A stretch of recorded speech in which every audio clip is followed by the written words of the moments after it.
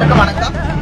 நாங்கள் காலையிலே களத்திலிருந்து கைது செய்யப்பட்டு பல பேருந்துகளில் 50க்கும் மேற்பட்ட பேருந்துகளில் அழைத்து செல்லப்பட்டிருக்கிறோம். பேருந்து எங்கே செல்கிறது என்று ஓட்டுநருக்கும் தெரியவில்லை, கூட வரும் காவலருக்கும் தெரியவில்லை. இதுவரை ஏற்றப்பட்ட எந்த பேருந்தும் எந்த மண்டபத்திலும் இறக்கப்படவில்லை.